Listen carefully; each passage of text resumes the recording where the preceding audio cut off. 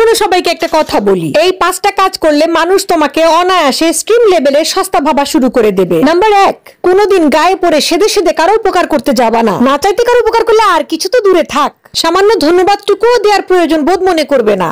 Number 2, কেউ একবার ডাকা মাত্রই হাজির হয়ে যাবা না, এতে সে মনে করবে তোমার হাতে অফুরন্ত সময় আছে।